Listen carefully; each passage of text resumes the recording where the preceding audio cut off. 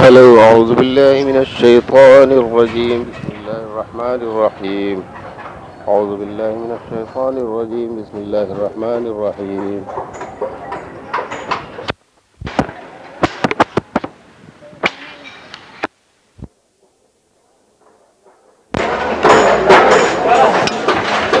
ایک دو تین three hello 1 2 3 1 2 3 hello 1 2 3 hello hello 1 2 3 hello hello 1 2 3 hello hello hello 1 2 3 hello 1 2 3 hello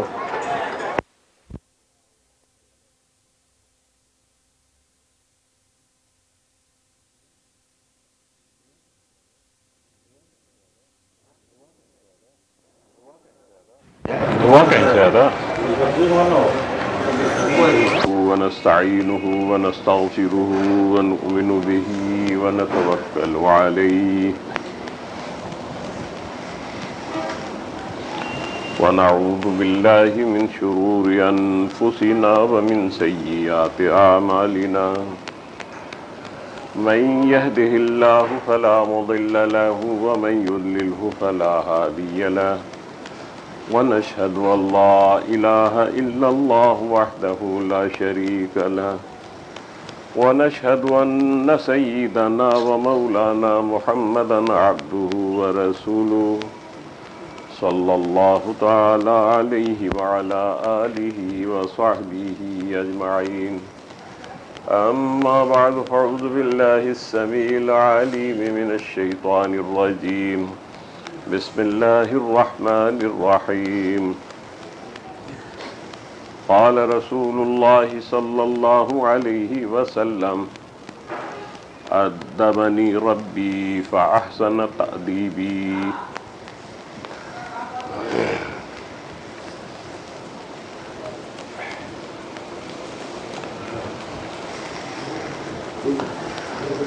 نبی کریم صلی اللہ علیہ وسلم نے اللہ رب العالمین کا شکر ادا کیا ہے اور پروردگار عالم کے اس شکریہ کا تذکرہ کیا ہے اس حدیث شریف میں کہ اللہ کا شکر ہے، خدا کی مہربانی ہے۔ ادبنی ربی، میرے پروردگار نے میری تادیب کی، مجھے ادب سکھایا۔ فَأَحْسَنَ تَأْدِيبِي، اور ادب سکھانے کا جو اچھا سے اچھا طریقہ ہے وہ طریقہ اختیار فرما کر مجھ میں ادب اچھے ڈھنگ سے سمو دیا۔ یہ حدیث شریف ہے۔ نبی کریم صلی اللہ علیہ وسلم کا کوئی معلم، کوئی تعلیم دینے والا، سبق پڑھانے والا اس دنیا کا کوئی انسان، کوئی جن نہیں ہے، نہ کوئی مخلوق ہے۔ دنیا میں سیکھنے سکھانے کے جو طریقے رائج ہیں ان سب سے آپ بے نیاز ہیں۔ اسی بنا پر حضرت کا لقب امی ہے،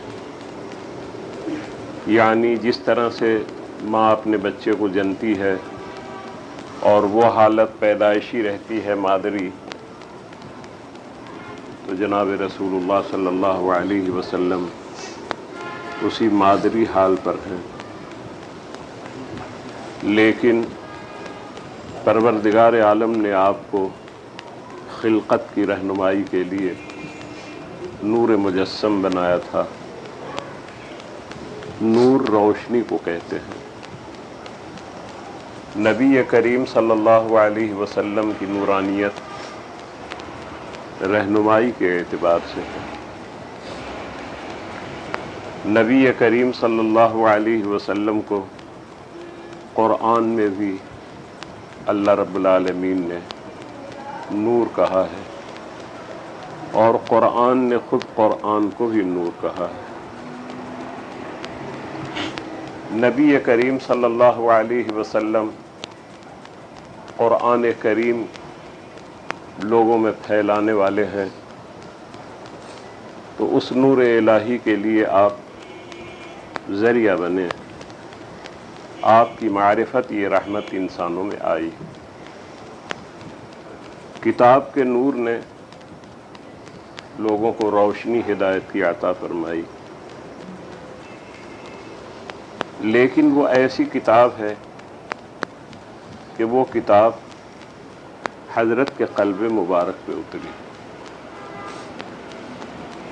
یہ کتاب لکھی ہوئی کاغذوں میں نہیں آئی تھی، اللہ رب العالمین اپنے الفاظ مبارک، اپنی باتیں حضرت کے قلب پہ اتارتے تھے۔ جبریل امین جب آتے تھے تو الفاظ الہی کی وہ تلاوت فرماتے تھے۔ اسی کو قرآن میں اللہ نے کہا ہے وَنَزَلَ بِهِ الرُّوحُ الْأَمِينُ، اس کتاب کو لے کے آئے روح امین۔ روح سے مراد ہے پاکیزہ ذات، جبریل امین کا لقب ہے۔ اس تذکرے کی اس لیے ضرورت تھی کہ لوگوں کو تسلی دینی ہے کہ جبریل امین میں کوئی کمی، کوئی کمزوری، کوئی عیب نہیں ہے، کہ اس کتاب کے پہنچانے میں ان کی طرف سے کوئی کوتاہی ہو، اور لوگوں میں بے اطمینانی پیدا ہو کہ یہ کتاب خدا کی طرف سے پوری نہیں آئی ہے۔ اس کو پکا کرنے کے لیے لفظ روح کے ساتھ لفظ امین کا اللہ نے اضافہ فرمایا۔ امین اسم فاعل کا صیغہ ہے، اس کو کہتے ہیں جو امانت دار ہو۔ امانت دار اسے کہتے ہیں کہ جب کوئی چیز حفاظت کے لیے اس کے سپرد کی جائے تو وہ اس میں کسی طرح کا تصرف نہ کرے۔ دونوں لفظوں کو ملانے کے بعد خلاصہ یہ نکلے گا کہ اللہ نے ان کے ذمے جو کام لگایا تھا اور جو باتیں آپ کو بتائی تھیں، میں اس کو ایک کو کھول دو، ہوا نکلے گی، دھواں جب سبحانہ و تعالیٰ کی یہ کتاب نور ہے، اور اس نور کو لے کے آئے جبریل امین، جن کا دوسرا لقب ہے روح الامین۔ حضرت صلی اللہ علیہ وسلم کے قلب مبارک پہ یہ کتاب اترتی تھی، یعنی جب وہ سناتے تھے تو اسے آپ اپنے دل میں محفوظ فرماتے تھے۔ زبان سے آپ نے پہلے تکرار کی کوشش کی تو اللہ نے منع کیا۔ سورہ قیامہ میں اس کا بیان ہے، اللہ فرماتے ہیں لا تحرک بہ لسانک لتعجل بہ۔ حضرت سے کہتے ہیں کہ پیغمبر آپ اپنی زبان کو حرکت نہ دیجیے، یعنی جیسے جبریل پڑھتے ہیں آپ بھی پڑھنا چاہتے ہیں تاکہ ساتھ ساتھ پڑھیں اور یاد رہے، تو اللہ کہہ رہے ہیں کہ یہ کام آپ مت کیجیے، لتعجل بہ، تاکہ آپ جلدی کریں، یعنی آپ کو یہ فکر ہے کہ جلدی سے اسے نہیں لوں گا تو جبریل جب پڑھ دیں گے تو میں بھول جاؤں گا تو کتاب رہ جائے گی۔ اللہ کہہ رہے ہیں کہ یہ گھبراہٹ کی چیز ہے، یہ کام آپ نہ کیجیے۔ اور آگے یہ فرمایا کہ اس کتاب کو اتارنا یہ میرا کام ہے، اور اس کتاب کو آپ کے دل میں جمانا یہ میرا کام ہے۔ تو میں یہ کہنا چاہتا تھا کہ قلب مبارک میں باری تعالیٰ نے اس کی حفاظت کا انتظام کیا، اور جب آپ کے قلب شریف میں اللہ کا یہ نور جاگزین ہوا تو نور میں رکھا جاتا ہے، اس کا محل بھی پاکیزہ ہونا چاہیے۔ اللہ رب العالمین اپنے علم کے ذریعے جانتے تھے، اور انہوں نے یہ نقشہ بنایا تھا کہ مجھے اپنی کتاب آخری کب اتارنی ہے اور کس پہ اتارنی ہے۔ تو جس پہ اتارنی ہے اس کا بندوبست بھی اللہ ہی کو کرنا ہوگا۔ نبی کریم صلی اللہ علیہ وسلم کے بارے میں اللہ نے یہ طے کر لیا تھا، یہ اللہ کا فیصلہ تھا اس فیصلے میں رسول کریم کے بھی ارادے کو دخل نہیں ہے، کیونکہ اس دنیا میں جب آپ تشریف لے آئے تو اس دنیا میں آنے سے پہلے ہی کائنات کا جو نقشہ ہے وہ اللہ کے ہاتھ میں ہے۔ کون کیا بنے گا وہ اللہ جانتے ہیں۔ حضرت صلی اللہ علیہ وسلم کو کیا بننا ہے بنانا ہے وہ اللہ جانتے ہیں۔ تو اللہ رب العالمین نے جب یہ طے کر لیا کہ انہیں میں رسول آخر بناؤں گا، جس کے معنی یہ کہ صفت نبوت بھی ان میں ڈالوں گا، نبی کے معنی ہے خدا کا پیغام پہنچانے والا، تو ان میں جب وہ وصف باری تعالیٰ ڈالیں گے تب وہ ہوں گے نبی، اور رسول اسے کہتے ہیں کہ اس پیغام کے پہنچانے والے کے پاس خدا کا پیغام موجود ہو کتاب کی شکل میں۔ تو اس بنا پہ آپ میں صفت رسالت بھی ہونی چاہیے، تو آپ میں صفت نبوت اور صفت رسالت اللہ رب العالمین ڈالیں گے۔ یہ ان کا کام ہے کہ طے کریں کہ کسے میں نبی بناؤں، کسے میں رسول بناؤں، اور کسے میں نبی اور رسول دونوں بناؤں۔ حضرت ہارون علیہ الصلاۃ والتسلیم سدھارن نبی ہیں، رسول نہیں ہیں، کیونکہ ان کے پاس براہ راست اللہ کی کتاب ان پہ نہیں اتری۔ حضرت موسیٰ علی نبینا علیہ الصلاۃ والتسلیم نبی ہیں اور رسول ہیں، ان پہ اللہ کی کتاب اتری، اور آپ ہی نے خدا سے درخواست کی، دعا کی حضرت ہارون کی نبوت کے لیے۔ اللہ رب العالمین کا اندرونی فیصلہ ہوگا پہلے سے، اس دعا کا اثر اب ظہور پذیر ہوا ظاہر میں۔ یہی ہمیشہ ہوتا ہے، اندرونی فیصلے کا نام ہے تقدیر، جسے بندہ نہیں جانتے ہیں، اور اس تقدیر کے حساب سے جب چیز سامنے آ جاتی ہے تب آدمی جوڑتا ہے کہ میری دعا کی یہ تاثیر ہوئی، لیکن اس دعا کو قبول کرنا اور اس کی تاثیر کا ظہور یہ بھی حکم الہی سے، ہر کام حکم الہی سے۔ نبی کریم صلی اللہ علیہ وسلم کے قلب مبارک کو اللہ رب العالمین نے صفت رسالت کے برداشت کرنے اور صفت نبوت کے برداشت کرنے کے لیے پہلے سے تیار کیا۔ حدیث شریف میں ہے، ترمذی شریف کی روایت ہے، حضرت خود فرماتے ہیں کنت نبیّا و آدم بین الماء والتین، آدم علیہ الصلاۃ والتسلیم ابھی مٹی اور گارے میں تھے تو میں نبی اس وقت بنا دیا گیا تھا، یعنی عالم ارواح میں ابھی آدم کا وجود نہیں ہوا ہے عالم دنیا میں۔ قرآن کریم میں بھی اس کا تذکرہ اللہ نے فرمایا کہ تمام روحوں سے اللہ رب العالمین نے شہادت لی، گواہی لی۔ اور اچھا تھا، بے پنکھا چل رہا تھا، ذرا دھواں کم تھا۔ یہ عرض کرنا ہے کہ عالم ارواح میں رسول کریم کا جسم مبارک یا کسی بھی نبی اور رسول کا جسم مبارک اس دنیا میں جو مجسمہ ہے انسانی وہ نہیں تھا، روحیں تھیں۔ قرآن کریم میں بھی باری تعالیٰ نے اس کا تذکرہ کیا کہ عالم ارواح میں سب روحوں سے اللہ نے وعدہ لیا ہے، اور روحوں سے پوچھا ہے الست بربکم قالوا بلا، میں تم لوگوں کا رب نہیں ہوں؟ تو عالم ارواح میں روحوں نے کہا کیوں نہیں، آپ ہمارے رب ہیں۔ تو اسی عالم میں اللہ رب العالمین نے روحوں سے خطاب کر کے یہ فرمایا کہ یہ رسول ہیں اور آخری رسول ہیں۔ اس کا انتظام باری تعالیٰ نے عالم ارواح میں کیا۔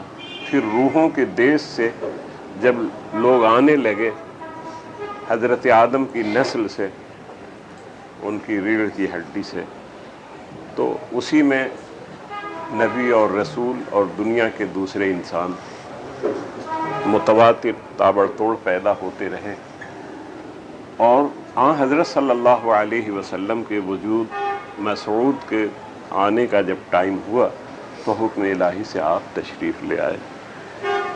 آپ جب اس دنیا میں تشریف لے آئے تو یہ وہ ٹائم ہے کہ حضرت کی اس آمد کو ولادت کہتے ہیں۔ نبی کریم صلی اللہ علیہ وسلم مولود کہلاتے ہیں، عربی میں ہر بچہ مولود کہلاتا ہے جو پیدا ہو۔ ماں کے پیٹ سے آپ پیدا ہوئے، آپ کے والد صاحب بھی موجود تھے، آپ کے چچا بھی تھے، آپ کے دادا بھی تھے، اس سے اس بات کی تردید ہو جائے گی کہ آگے چل کر جو زندگی کا کام ہوگا وہ عظیم ہوگا، تو کوئی عظمت کار کو دیکھ کے اس غلط فہمی میں نہ پڑ جائے کہ یہ آدمی نہیں ہے، اور جب وہ آدمی نہیں ہے تو جو وہ کرتے ہیں وہ کر سکتے ہیں، ہم آدمی اس کو انجام نہیں دے سکتے ہیں۔ نتیجے میں رسول کریم کی رہنمائی کی نفی ہو جاتی کہ جو کچھ بھی آپ کا کردار ہے بہت اونچا ہے، اچھا ہے، مگر آپ جس خلقت سے تعلق رکھتے ہیں ہم تو وہ نہیں ہیں، تو ہمارے لیے تو نہیں ہے، ہم تو نہیں سکیں گے۔ اللہ رب العالمین نے اس کی نفی کا بندوبست کیا کہ اے انسانوں، تم اپنے انسانی شرف کو نہ بھولو اور اپنی بے عملی کو اس پردے میں چھپانے کی کوشش نہ کرنا۔ میں تمہیں انسانوں میں سے ایک انسان کو جسے میں نے چن لیا ہے، اور اس چناؤ کی بنا پر اس انسان کو مجتبی کہا گیا۔ اجتباء کے معنی آتے ہیں پھلوں میں سے کسی پھل کو چن لینا۔ حضرت کا لقب ہے مجتبی، حضرت کا لقب ہے مصطفیٰ۔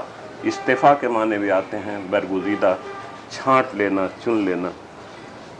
احمد حضرت کا نام ہے، قرآن میں بھی اس کا تذکرہ ہے۔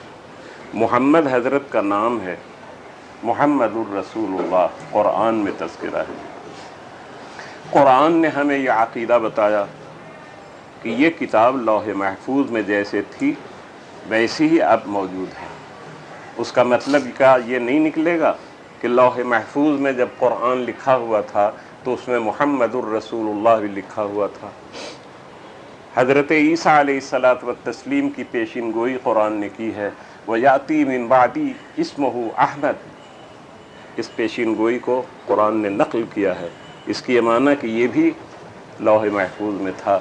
تو حضرت کا نام احمد ہو، حضرت کا نام محمد ہو، اندر کی بات تھی، دنیا میں تو کوئی نہیں جانتا تھا۔ آپ کی جب پیدائش ہوئی، ولادت ہوئی، تو خاندان میں یہ مسئلہ کھڑا ہوا کہ نام کیا رکھا جائے۔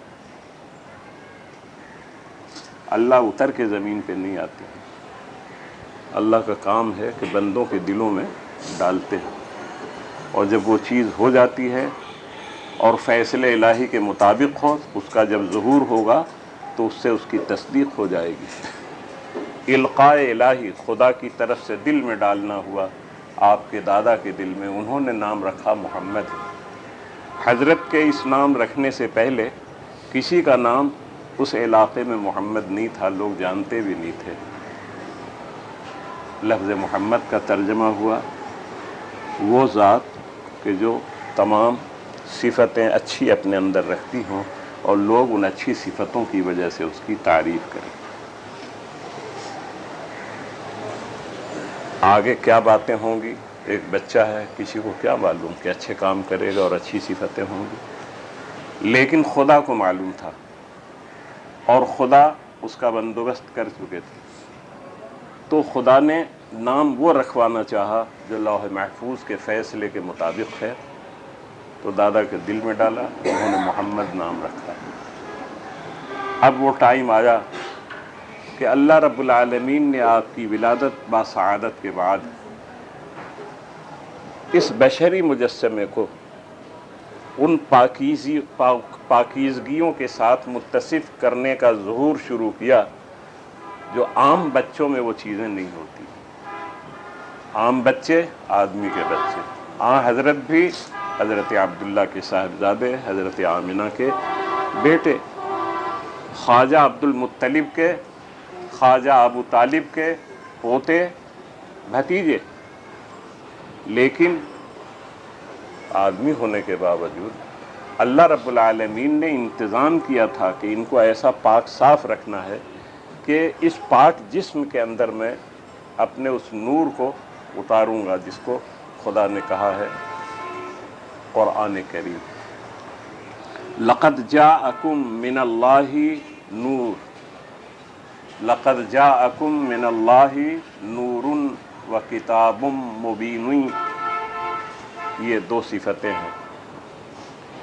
یہدی بہی، ہدایت فرماتے ہیں اس کے ذریعے سے اللہ رب العالمین۔ تو وہ نور حضرت میں قلب میں آپ کے ڈالنا ہے، تو اس کی پاکیزگی کا بھی انتظام کرنا ہوگا۔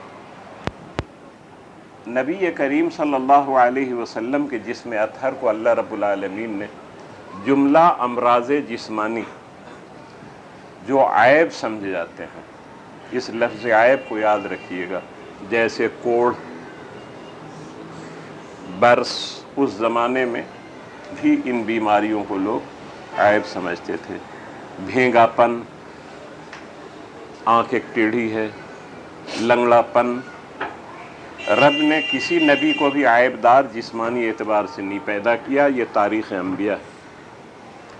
حضرت صلی اللہ علیہ وسلم کو بھی اس سے محفوظ رکھا، لیکن اس کے ساتھ ساتھ سراپا حسن و جمال بھی بنایا۔ اس کی منفعت یہ ہوتی ہے کہ وہ انسان کا خاصہ ہے۔ آپ سب لوگوں پہ بھی یہ بات گزرتی ہے، ہم پہ بھی گزرتی ہے، ہم سب لوگ گواہ ہیں اپنے گھروں کے حساب سے، سوسائٹی کے حساب سے، کہ جب کوئی اچھی شکل و صورت کا آدمی ملتا ہے تو دل چاہتا ہے کہ اس کو دیکھوں، اور بہت بیشی جب لوگ دیکھنے لگتے ہیں تو تیسرا آدمی کہتا ہے کہ یہ اس پہ عاشق ہو گیا ہے۔ عشق نام ہے دل کی چاہ کا، وہ اگر خراب ہو تو معصیت ہے، خراب نہ ہو تو اللہ رب العالمین کی نعمت کی قدر ہے۔ عشق طلب کا نام ہے، قلب کی بے چینی کا نام ہے، بے قراری کا نام ہے۔ اللہ رب العالمین کی محبت آپ کے دل میں اگر ایسی جاگزین ہو جائے کہ آپ محبت الہی میں دیدار الہی کے لیے بے چین ہونے لگے تو اسے بھی کہیں گے کہ آپ اللہ کے عاشق ہیں۔ جناب رسول اللہ صلی اللہ علیہ وسلم کو ہم لوگوں نے اب تک اپنی آنکھوں سے نہیں دیکھا، مگر دل بے چین اور بے قرار ہے کہ حضرت کی شکل مبارک ہمیں دکھائی پڑتی۔ اگر خواب میں دکھائی پڑے تو اس کے لیے بھی ہم لوگ تدبیریں کرتے ہیں کہ دل کو کچھ سکون مل جائے گا،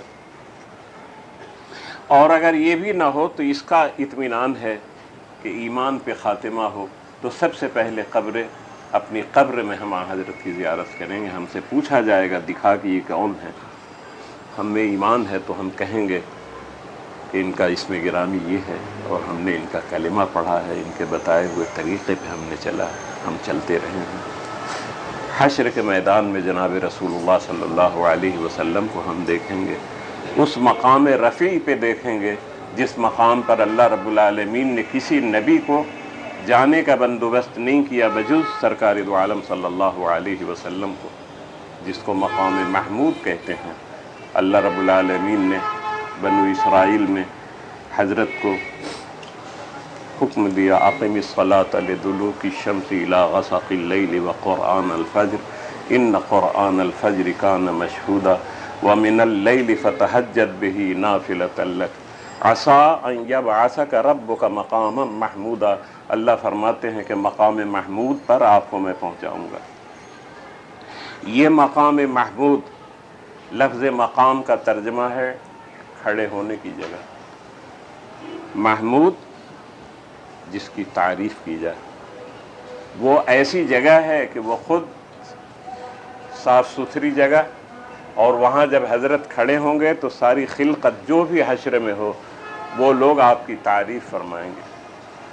یہ تو قیامت کی بات ہوئی۔ دنیا میں بھی اللہ رب العالمین آپ کو دھیرے دھیرے دھیرے دھیرے اس مقام رفیع پہ پہنچا دیں گے کہ ہر جاننے والا روئے زمین کا آپ کے لیے کلمہ خیر کہے گا اور آپ کی تعریف کرے گا۔ وہ مقام محمود اس دنیا میں بھی ہے۔ جناب رسول اللہ صلی اللہ علیہ وسلم کی جب ولادت باسعادت ہو گئی تو آپ اکیلے تھے، اور جب وحی الہی کا آغاز ہوا تو آپ اکیلے تھے، لیکن سن 10 ہجری میں جب آپ نے حج کیا ہے تو 1.25 لاکھ صحابہ کا مجمع آپ کے ساتھ تھا۔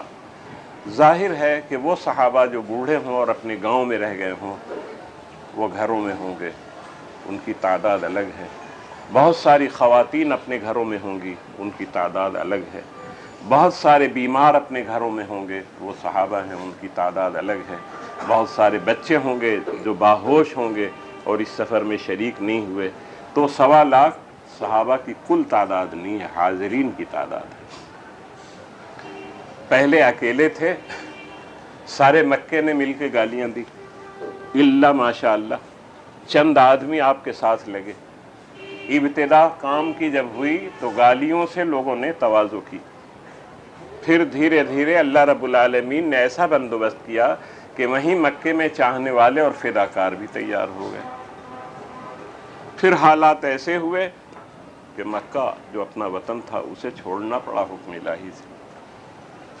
سینکڑوں کی تعداد میں صحابہ کرام بھی مدینہ شریف چلے آئے۔ مدینہ آنے کے بعد بھی 8 سال کی زندگی مظلومیت کی زندگی تھی، کیونکہ مکہ والے چڑھ کے آتے تھے اور انہیں چین نہیں لینے دیتے تھے۔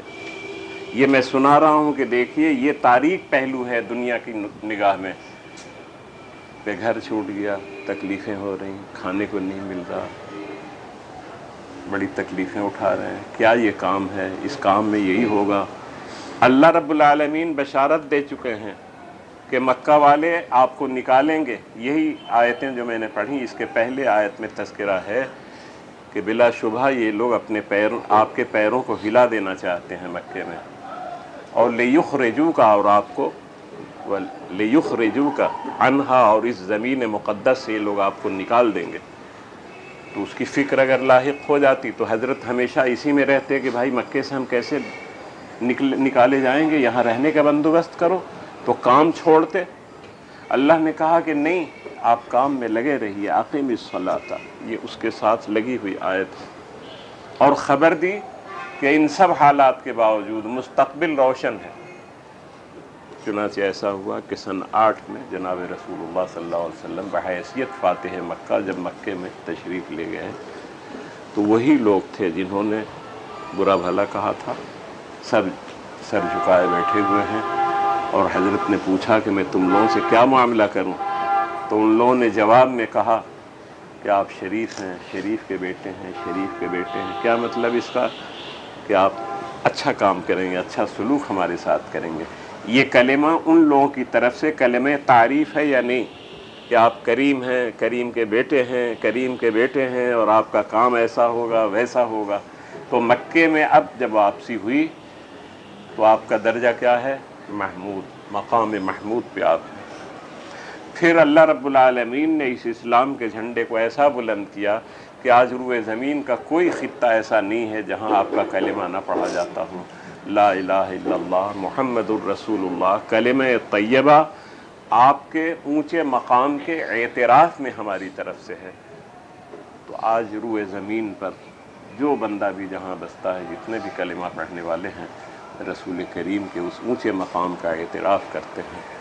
یہ میں اس پہ سنا رہا ہوں کہ خدا نے خبر دے دی تھی مکے میں کہ دنیا میں بھی آپ مقام محمود پہ پہنچ جائیں گے، میں پہنچاؤں گا۔ عسیٰ ان یبعثک ربک، یوں نہیں کہا کہ آپ خود پہنچ جائیں گے، عسیٰ ان یبعثک ربک، سن لیجئے ضرور پہنچائیں گے آپ کو آپ کے پالنے والے مقام محمودہ، مقام محمود پر۔ تو رب نے پہنچا دیا۔ نبی کریم صلی اللہ علیہ وسلم کی یہ ساری باتیں جو ہونے والی تھی وہ خدا کے علم میں تھیں، بندے نہیں جانتے تھے۔ اللہ رب العالمین نے آپ کو دنیا میں جب بھیجا تو یہ ہوئی، آپ کی ولادت اسی تاریخ کو ہوئی تھی، اور اس لحاظ سے آپ ہوئے مولود مسعود، نیک بخت بچے۔ یہ ولادت کی تاریخ ہوئی۔ اللہ رب العالمین نے آپ کے بدن مبارک کی خود حفاظت فرمائی، اور بچپنے ہی میں جبریل امین کو آپ کے پاس بھیج کر آپ کے قلب مبارک کو شق کرایا، جسے شرح صدر کہتے ہیں۔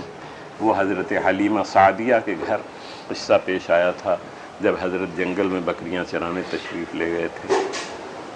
بھائیوں نے آ کے گھر کہا کہ ہمارے اس بھائی کے ساتھ جو مکہ شریف سے آیا ہے اس طرح کا حادثہ ہو گیا۔ لوگ بھاگ کے آئے، دیکھا کہ بالکل چنگے آپ کھڑے ہیں۔ آپ نے قصہ سنایا۔ اس پہ میں سنا رہا ہوں کہ بچپنا ہے تو ہر بچے کے پاس تو جبریل امین نہیں آتے۔ اللہ رب العالمین نے آپ کے قلب کو قلب مصفہ بنانا چاہا، دیکھ بھال کی۔ نبی کریم صلی اللہ علیہ وسلم کی گناہوں سے اللہ نے حفاظت کی، بیماریوں سے حفاظت کی۔ شرک وہاں تو سبھی کر رہے تھے، جوا سب کھیلتے تھے، شراب سب پیتے تھے، اللہ نے بچایا۔ نبوت آپ کو مکے میں ملی جب آپ کی عمر شریف 40 برس کی ہو گئی، مگر وہاں تو سب اسی طرح کے لوگ تھے۔ اگر آپ اسی میں ملوث ہو جاتے تو کل کو آپ کی تعلیم کے خلاف لوگ کہتے کہ آپ کیا مسئلہ بتا رہے ہیں، کل تو آپ ایسا خود کرتے تھے۔ جیسے آج کل ہم لوگوں کے یہاں بھی ہوتا ہے، لوگ بولتے ہیں کہ یہ تو میرا ساتھی ہے، میرا بچپن کا دوست ہے، ہمارے ساتھ یہ بدماشیاں کیا کرتا تھا اور آج دیکھو نا کیا مولانا صاحب بنا ہوا ہے، جو اس طرح کے طعنے کی باتیں لوگ کہتے ہیں۔ سرکار دو عالم صلی اللہ علیہ وسلم کی ذات مقدس کو باری تعالیٰ نے محفوظ رکھا جملہ عیوب سے۔ صدیق اکبر بچپن کے ساتھی ہیں، اور یہ پہلے آدمی ہیں جوانوں میں کہ جب حضرت کا پیغام سنا فوراً ساتھ لگ گئے، کیونکہ انہیں تسلی تھی کہ بچپن سے میں دیکھ رہا ہوں ان میں کوئی جھول جھکڑ نہیں ہے، جھوٹ کبھی نہیں بولتے ہیں، سچی بات ان کی ہوگی۔ حضرت خدیجہ رضی اللہ تعالیٰ عنہ سن رسیدہ خاتون ہیں، تو سن کے ساتھ ساتھ تجربہ بھی بڑھ جاتا ہے، تو وہ تجربہ کار خاتون حضرت کو دیکھ رہی ہیں۔ شادی کو کئی سال گزر چکے ہیں، 40 سال کی جب عمر شریف ہو گئی تو نبوت کا آغاز ہوتا ہے، اس میں انہوں نے پوری مدد کی۔ اور جب حضرت نے خبر دی اور یہ کہا کہ ہمارے حالات ایسے ہیں کہ میں ڈر گیا ہوں، اور مجھے ایک عجیب چیز نظر آئی، جبریل امین کا حلیہ بیان کیا اور کہا کہ مجھے ڈر لگتا ہے کہ میں مر جاؤں گا، زملونی زملونی، تو انہوں نے بجائے تکذیب کرنے کے یا یوں کہنے کے کہ آپ کا دماغ خراب ہو گیا ہے، میرے چلتی ہوئے علاج کراؤں گے،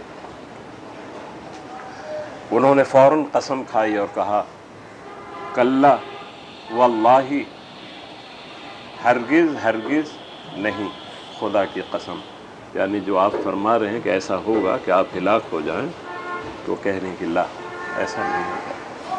کیوں نہیں ہوگا؟ وہ یہ کہہ رہی ہیں کہ آپ ناداروں کی خدمت کرتے ہیں، کوئی پردیسی سواری سے محروم ہو گیا تو اس کی سواری کا آپ انتظام کرتے ہیں، کوئی مفلس ہے تو اس کی آپ مدد فرماتے ہیں، اور اللہ اپنے ایسے بندے کو کبھی ہلاک نہیں کرے گا۔ حضرت خدیجہ کو ابھی اسلام کا کوئی پتہ نہیں، اسلام کا آغاز بھی نہیں ہوا ہے۔ یہ فضائے مکہ کی خصوصیت تھی جہاں حضرت ابراہیم اور اسماعیل علیہم الصلاۃ والتسلیم کے قدم مبارک آ چکے تھے، کیونکہ انہوں نے جب مکہ شریف میں بود و باش اختیار کیا ہے تو کار رسالت حضرت اسماعیل نے بھی کیا، کیونکہ وہ نبی ہیں، اور وہاں ایک فضا بنی تھی۔ ہزاروں سال کے بعد لوگ شرک میں مبتلا ہو گئے، مگر ان اچھی باتوں میں سے کچھ تو اچھی باتیں رہ گئی تھیں۔ انہی اچھی باتوں میں سے ایک یہ اچھی بات ہے کہ جو حضرت خدیجہ کی زبان سے نکل رہی ہے۔ پھر خدیجۃ الکبریٰ اپنے بھائی ورقۃ بن نوفل کے پاس لے گئی تسلی دلانے کے لیے۔ ورقہ کتاب کے جاننے والے تھے، وہ نصرانیوں کی کتاب سے بھی واقف تھے، یہودیوں کی کتاب سے بھی واقف تھے۔ انہوں نے کہانی سننے کے بعد کہا کہ یہ تو وہی ناموس اکبر ہے جو حضرت موسیٰ علیہ الصلاۃ والتسلیم پہ آیا تھا۔ اچھا، پھر انہوں نے یہ خبر دی ایک زمانہ آئے گا کہ مکے والے آپ کو نکال دیں گے یہاں سے، تو حضرت نے تعجب سے پوچھا کہ مجھے لوگ نکال دیں گے؟ یہ تعجب اس بنیاد پہ تھا کہ جب یہ کہانی شروع ہونے والی ہے تو عمر کا وہ حصہ نیکی کے ساتھ ایسا گزر چکا ہے کہ لوگ آپ کو امین اور صدوق کہتے تھے، سب سے زیادہ امین، سب سے زیادہ سچ بولنے والے۔ تو حضرت کو تعجب ہوا کہ میرے ساتھ لوگ ایسا معاملہ کریں گے؟ ورقہ نے کہا کہ جی ہاں، ایسا ہی ہوگا، اور اگر اس گھڑی میں زندہ رہا تو میں آپ کی مدد کروں گا۔ عمر ان کی زیادہ تھی، وفات ہو گئی۔ حضرت پر وہ زمانہ اب آیا کہ جبریل امین آئے۔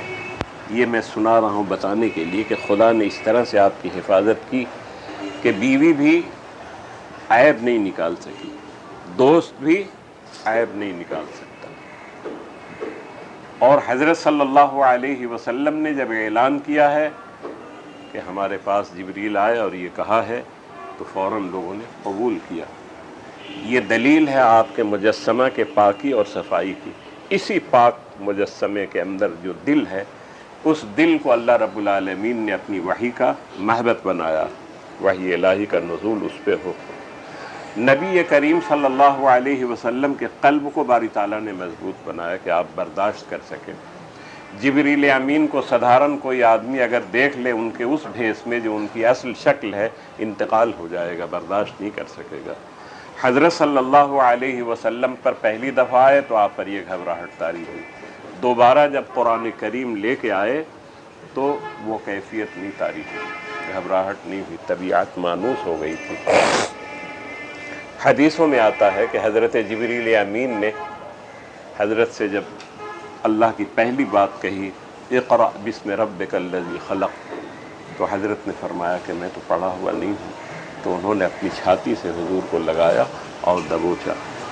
जिब्रील अमीन को अपनी छाती हज़रत की छाती से मिलाने में मुनासबत है कि उनकी छाती भी पाक थी, जनाब रसूलुल्लाह सल्लल्लाहु अलैहि वसल्लम का भी सीना पाक साफ था। ये मैंने शरह इस पे शुरू की कि बाज़ वाज़ों में आप सुनेंगे कि हज़रत के बारे में वाइज़ीन बोलते हैं कि आप नूर थे, तो मसला ये खड़ा कर दिया जाता है कि नूर हैं तो साया नहीं है, तो छाँव नहीं है, मसला दूसरा रुख इख्तियार कर लेता है। हालांकि आप मुसाफा करते थे तो हाथ है जभी तो मुसाफा करते थे, बीवी हैं तो जिस्म है जभी तो बीवी आपके साथ रहती थी, सारे सहाबा आपसे मुसाफा करते थे, सलाम दुआ करते थे, खाने के लिए आपकी दावत करते थे, ये सब आप लोगों को मालूम है। हज़रत ने निकाह किया है तो जिन ख़वातीन से शादी की वो ख़वातीन तो इंसान हैं, कोई जिन्नात तो नहीं हैं, और वो नबी भी नहीं है, रसूल भी नहीं है। तो इस आड़ में जनाब रसूलुल्लाह सल्लल्लाहु अलैहि वसल्लम की बशरियत के इनकार करने का रास्ता निकालना और ये समझना कि ये दीन का कोई अच्छा अक़ीदा है, ये गुमराही की बात है। जब कुरान हमें कह रहा है, कुरान हज़रत से कह रहा है कि आप लोगों से कहिए, कुल इन्नमा अना बशरुन, आप कह दीजिए कि मैं, इन्नमा के माना खाली मैं नहीं है, मैं आदमी ही हूँ, यूँ तर्जमा होगा, कुल इन्नमा अना बशरुन मिसलुकुम, फिर आगे लगा हुआ है तुम लोगों की तरह से, यानी जैसे तुम सोते जागते हो, खाते हो, पीते हो, मैं भी आदमी हूँ।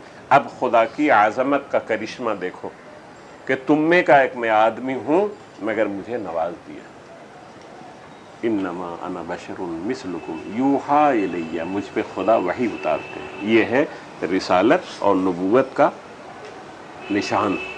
यूहा इलैया अन्नमा इलाहुकुम इलाहु वाहिद, कि तुम लोगों के माबूद सिर्फ एक है, उनके सिवा कोई भी माबूद नहीं, और उनके साथ किसी को तुम लोग साझी न ठहराओ। ये बात मैंने इस पे शुरू की कि नबी करीम सल्लल्लाहु अलैहि वसल्लम नूर मुजस्सम हैं, हिदायत के लिए मनारा हैं, रोशनी हैं, सब हैं। इसके माना ये हैं कि जिस तरह से रोशनी में कोई तारीकी नहीं होती, मेरी बात समझ में आ रही है, रोशनी का हर जुज़ रोशन होता है। रसूल करीम रोशनी है, नूर है, यानी आपके जिस्म मुबारक में जो भी चीज़ें हैं वो सब नूर ही नूर हैं, अयूब नहीं हैं। आप अगर खामोश रहें तब भी बेऐब आपके सामने बाडी है जनाब रसूलुल्लाह सल्लल्लाहु अलैहि वसल्लम की, उसमें से आपको हिदायत मिलेगी। यही वजह है कि मुसलमानों का और इस्लाम का ये अक़ीदा है कि हज़रत ने जब ऐलान नबूवत किया तो उससे पहले की आपकी ज़िंदगी वो भी गुनाहों से पाक है। 40 बरस जो गुज़रे थे उसमें से भी हम लोगों को हिदायत मिलेगी। अगर इसका इत्मीनान न हो कि 40 बरस पहले आपने अपनी ज़िंदगी पाक साफ रखी, अल्लाह ने हिफाजत फरमाई, तो आपकी बचपन की ज़िंदगी से हमको कोई सबक नहीं मिलेगा। ऐबदार ज़िंदगी से क्या सबक मिलेगा? जवानी की ज़िंदगी से हमें सबक मिल रहा है, अधेड़पन की उम्र की ज़िंदगी से हमें सबक मिल रहा है। अलगरज़ वो पूरी ज़िंदगी सेफ़ है, महफूज है। इस पर दलील ये है कि अल्लाह रब्बुल आलमीन ने कुरान करीम में कहा है कि आप लोगों से कहिए कि आज मैं ऐलान कर रहा हूँ नबूवत का, तो तुम लोग ताज्जुब करते हो, क्या मैं तुम लोगों में 40 बरस तक ठहरा नहीं हूँ?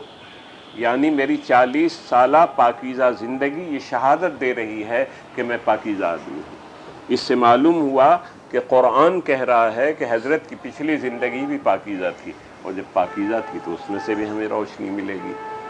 और जब कार नबूवत का आगाज़ हो गया तो अल्लाह रब्बुल आलमीन ने वो सारी चीज़ें दुनिया में फैलाने के लिए आपको दे दी जिसे कुरान कहते हैं। نبی کریم صلی اللہ علیہ وسلم یہ خوبیاں کہاں سے آئیں؟ اس حدیث شریف میں حضرت نے اسی کا تذکرہ کیا ہے۔ اب آپ پھر ترجمہ ذرا سنیے۔ حضرت فرماتے ہیں ادبنی ربی، ادبا ادب سکھایا، نی مجھ کو، ربی میرے رب نے، فاحسن تعدیبی اور اچھی تعدیب کی، یعنی اچھے ڈھنگ سے ہماری پرورش کی ہمارے رب نے، اور ایسے ڈھنگ سے پرورش کی کہ میں نمونہ بنا دیا گیا اے انسانوں تم لوگوں میں۔ اللہ رب العالمین نے اسی لیے حضرت کے بارے میں فرمایا ما آتاکم الرسول فخذوہ وما نہاکم عنہ فانتہوا، رسول خدا اے انسانوں تم لوگوں میں جو کچھ لے آئیں کہیں اس کو کرو، پکڑ لو، اور جس سے تمہیں روکیں اس سے رک جاؤ۔ قل ان کنتم تحبون اللہ فاتبعونی یحببکم اللہ ویغفر لکم ذنوبکم۔ اللہ فرما رہے ہیں کہ لوگوں سے کہیے کہ تم لوگ اگر یہ چاہتے ہو کہ اللہ سے تمہارا جوڑ لگ جائے اور خدا تم لوگوں کو پسند کرے تو کیسے یہ کام ہوگا؟ تو آپ کہہ دیجئے قل ان کنتم تحبون اللہ فاتبعونی، تو میرے پیچھے چل پڑو۔ طریقہ یہ ہے، گویا اللہ نے طریقہ بتایا۔ پیچھے چلنے کے یہ معنی کہ میری زندگی کا ڈھنگ اپنے سامنے رکھ لو اور اپنی زندگی اسی ڈھنگ کی بنا لو۔ اب اگر حضرت کی زندگی ہم لوگوں کے ڈھنگ میں منتقل ہونے والی نہیں ہے تو ہمارے لیے بیکار ہے، اور اگر منتقل ہونے والی ہے تو قرآن کا یہ کہنا صحیح ہے، اور واقعہ یہی ہے کہ منتقل ہونے والی ہے۔ اگر یہ بات نہ ہوتی تو اللہ رب العالمین ہم لوگوں کو کبھی بھی یہ نہ فرماتے کہ تم لوگ تابعداری کرو جناب رسول اللہ صلی اللہ علیہ وسلم کی، اور جب ہم تابعداری کریں گے اور اسی ڈھنگ کی پاکیزہ زندگی ہماری بن جائے گی تو اللہ رب العالمین تم لوگوں کو پسند کر لیں گے۔ میری گزارش یہ ہے کہ جناب رسول اللہ صلی اللہ علیہ وسلم نور ہیں، یعنی نور الہی جو کتاب ہے اس کے اترنے کے لیے آپ محبت ہے، اس پہ وہ چیز رکھی گئی، اور آپ کی نورانیت کی یہ معنی ہے کہ آپ کی ہر چیز ہمارے لیے روشنی ہے، ہم کو ہدایت کرنے والی ہے۔ آپ بولیں گے تب ہدایت، ہنسیں گے تب ہدایت، کاروبار کریں گے تب ہدایت، سوئیں گے تب ہدایت، نماز پڑھیں گے تب ہدایت۔ ہم لوگوں کو کیا چاہیے؟ نبی کریم صلی اللہ علیہ وسلم کی اس ہدایت کا نام ہے علم دین۔ علم کے معنی ہے جاننا، اور دین کے معنی ہے طریق زندگی، جس کا یہ مطلب رہا کہ ہم انسانوں کو اپنی زندگی گزارنے کا ڈھنگ جناب رسول اللہ صلی اللہ علیہ وسلم کی زندگی سے حاصل ہوگا۔ مگر جانکاری اور واقفیت اور علم بے ارادہ نہیں ہوتا ہے، ارادہ کرنا پڑتا ہے، اور جو ارادہ کرتا ہے جاننے کا اسے طالب علم ہے، عربی میں اسے متعلم کہتے ہیں۔ سرکار دو عالم صلی اللہ علیہ وسلم معلم ہیں اور ہم لوگ شاگرد ہیں۔ اسی لیے حدیث شریف میں حضرت نے فرمایا انما انا بعثت معلما، میں معلم بنا کے بھیجا گیا ہوں۔ حضرت فرما رہے ہیں کہ میرا کام ہے سکھانا، تو جو سامنے والے ہیں ان کا کام ہے سیکھنا، سیکھنا بے ارادہ کے نہیں ہوگا۔ نبی کریم صلی اللہ علیہ وسلم کو خدا نے اسی تاریخ کو پیدا کیا، اور وحی کی ابتدا بھی 12 ربیع الاول کو ہوئی ہے۔ قرآن کریم کا نزول 12 ربیع الاول کو۔ رمضان مبارک میں قرآن کے اترنے کا تذکرہ سورہ بقرہ میں ہے، اس کے معنی ہے وحی الہی جو وہاں لوح محفوظ میں محفوظ تھا اس سے اتار کے ایک دوسرا مقام ہے بیت العزت جسے کہتے ہیں، چوتھے آسمان پر اللہ نے ایک دفعہ شہر رمضان تھوڑا تھوڑا جو اترنا ہوا ہے، اس کا آغاز ہوا ربیع الاول میں۔ میری بات یہ ذہن میں رکھ لیجئے گا، کیونکہ میں یہ کہنا چاہتا ہوں کہ یہ مہینہ حضرت کی ولادت کے اعتبار سے بھی بابرکت، کیونکہ انسانی رہنمائی جس ذات سے ہوگی اس کی تشریف آوری کی ابتدا اسی مہینے میں اسی تاریخ میں ہوئی، اور آن حضرت صلی اللہ علیہ وسلم رسالت کا کام جب شروع کریں گے تو اس کی بھی تاریخ یہی ہے، یعنی قرآن کی پہلی آیت آپ پر اسی تاریخ کو اتری۔ پھر کام جب پورا ہو گیا تو اسی تاریخ کو آپ کی وفات بھی ہوئی ہے، ربیع الاول کی 12 تاریخ کو آپ کا وصال بھی ہوا ہے۔ یہ سب اللہ رب العالمین کے حساب سے بنے ہوئے قاعدے کے مطابق ہوا ہے۔ خدا نے جب چاہا کہ ضرورت ہے کہ اب عالمی نبی کو میں بھیجوں تو رحمت للعالمین کو اسی تاریخ میں بھیج دیا، اور جب اللہ رب العالمین نے چاہا کہ رحمت للعالمین پر اپنی کتاب رحمت اتاروں، جب حضرت نے آخری حج کیا ہے اور اس میں اللہ نے تکمیل دین کی خبر دے دی کہ جو کرنا تھا سب میں نے پورا کر دیا، اب اللہ رب العالمین نے حضرت کو خبر دی اذا جاء نصر اللہ والفتح ورأیت الناس يدخلون فی دین اللہ افواجا فسبح بحمد ربک واستغفرہ انہ کان توابا۔ سورہ اذا جاء سن 8 کے بعد اتار کے اللہ نے بشارت دے دی کہ لوگ فوج در فوج جب آنے لگیں گے اور اسلامی جھنڈے کے نیچے آ جائیں گے، قبول اسلام کرنے لگیں گے، کام پورا ہو گیا آپ کا۔ فسبح بحمد ربک، تب آپ میری تعریف اور تقدیس میں لگ جائیے۔ اللہ رب العالمین تواب ہے۔ یہ سورہ جب اتری ہے تو صحابہ کرام سب لوگ بیٹھے ہوئے تھے، سبوں نے سنا۔ حضرت صدیق اکبر رونے لگے تو بعض جوانوں نے کہا کہ اس ضعیف کو کیا ہو گیا ہے، رو رہے ہیں۔ اس سورہ میں تو خوشخبری دی جا رہی ہے خدا کی طرف سے کہ اسلام کا بڑا غلبہ ہوگا، فوج در فوج لوگ آئیں گے، عبادت کی تلقین کی جا رہی ہے۔ لوگوں نے پوچھا تو آپ نے فرمایا کہ بے شک یہ خبر دی جا رہی ہے، لیکن اس میں یہ بھی خبر دی جا رہی ہے کہ حضرت ہم لوگوں سے اب جدا ہو جائیں گے، کیونکہ کام پورا ہو گیا، اور جب کام پورا ہو گیا تو آپ کو اللہ رب العالمین بلا لیں گے۔ تو میں اس افتراق و جدائی کے تصور سے گھبرا رہا ہوں۔ میرے عزیزوں، میں نے آپ لوگوں کا بہت وقت لیا، مگر جو بات میں نے کہی ہے اس کو پھر سمیٹ لیجئے کہ اللہ کے رسول کی تعلیم کس نے کی؟ اللہ نے کی، جن کا آپ آج تذکرہ سننے کے لیے اکٹھے ہوئے ہیں۔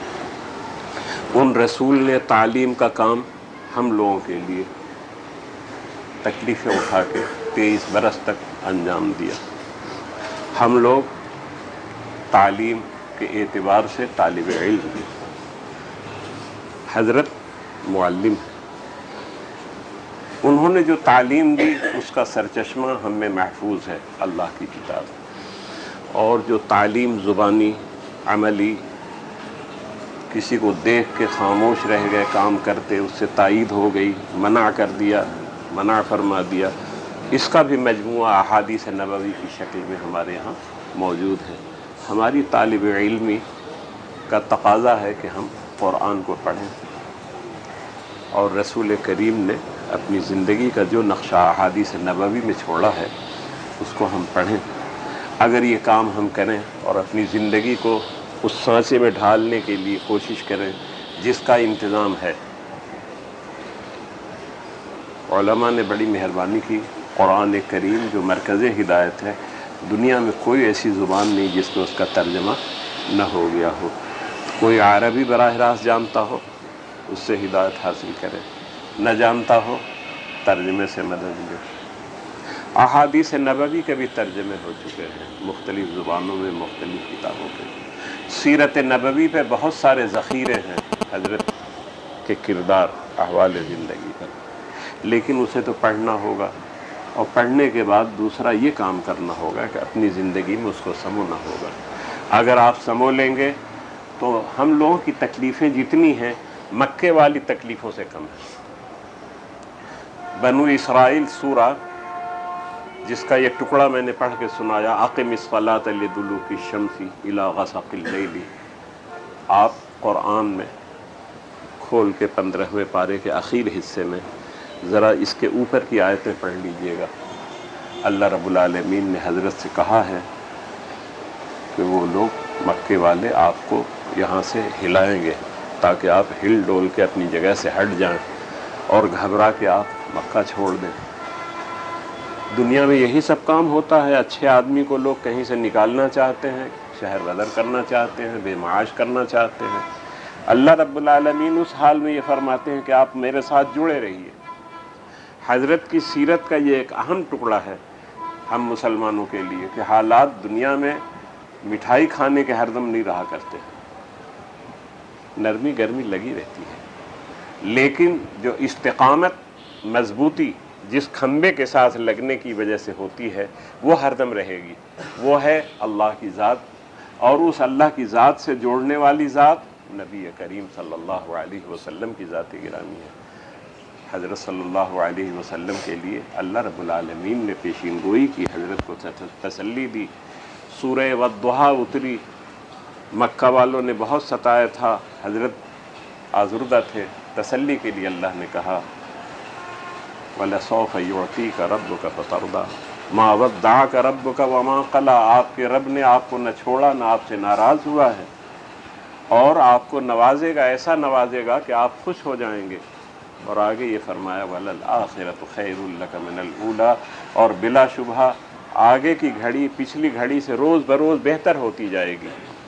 علم نشرہ میں فرمایا وَرَفَعْنَا لَكَ ذِكْرَكَ، آپ کے ذکر کو ہم بلند کریں گے۔ تو دیکھو نا، مکے کی وادی سے ذکر نبی کا آغاز ہوا، ہمارا کلکتہ کتنے فاصلے پر ہے، یہاں ہم لوگ بیٹھ کے حضرت صلی اللہ علیہ وسلم کا تذکرہ کر رہے ہیں۔ تو خدا نے اس ذکر کی حفاظت و سربلندی کا انتظام کر دیا ہے، اب یہ ہم لوگوں کی ذمہ داری ہے کہ اللہ کے رسول کی سیرت کو ہم اپنی زندگی میں سمونے کی کوشش کریں اور اس کے جاننے کی کوشش کریں۔